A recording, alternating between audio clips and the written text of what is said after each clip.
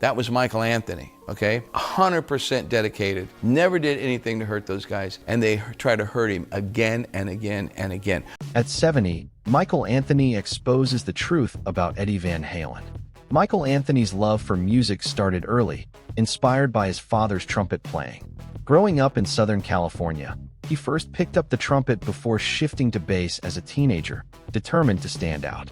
With influences like John Paul Jones and Jack Bruce, Anthony developed a tight, no-nonsense playing style that would later become essential to his band's sound. His journey took a major turn in the early 1970s when he joined a local band called Snake, performing around Pasadena and building a reputation. That reputation led to a fateful connection with Van Halen founders Eddie Van Halen and Alex Van Halen. After a chance encounter and a jam session, Anthony was invited to join their band, then called Mammoth. With David Lee Roth on vocals, the classic lineup was born and soon renamed Van Halen. It wasn't just a new gig, it was the start of rock history. As the band exploded onto the scene in the late 70s, Anthony became the backbone of their sound. His bass anchored Eddie's revolutionary guitar work, while his high harmonies added a signature layer to hits like Runnin' with the Devil and Ain't Talkin' 'Bout Love.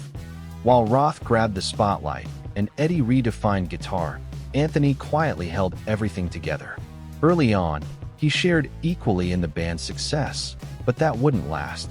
By 1984, at the height of the band's fame, everything changed. Behind the scenes, Anthony was pressured into signing away his songwriting credits and royalties. The moment reportedly happened backstage, just hours before a show, with the rest of the band present. That decision cost him millions and permanently altered his place in the group. Still, he stayed, choosing loyalty over conflict and music over money. But the cracks only deepened. Years later, Eddie Van Halen publicly downplayed Anthony's contributions, claiming he had to guide his playing. Anthony pushed back, calling those claims untrue, but the damage was done. Their relationship deteriorated, and by the 2000s, Anthony's role in the band had quietly diminished. He appeared less on recordings, had reduced input, and was eventually pushed aside altogether. Then came the moment that shocked even longtime fans. In 2006, Anthony discovered he had effectively been replaced by Wolfgang Van Halen, not through a personal conversation, but through news and online reports. After decades of loyalty, there was no phone call, no closure, just silence. It marked a painful end to his time with the band he helped build. But Michael Anthony didn't fade away.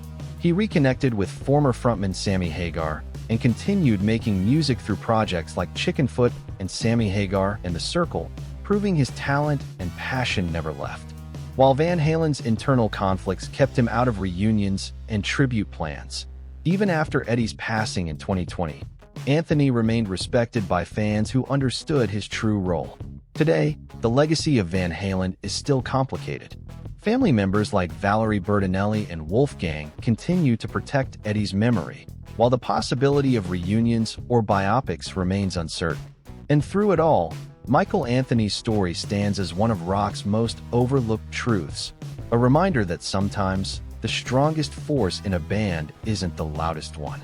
This has been Golden Age Chronicles, bringing you the stories behind the legends.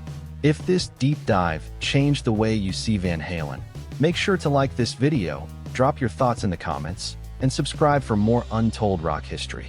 And don't stop here. Tap the next video on your screen and keep the music alive.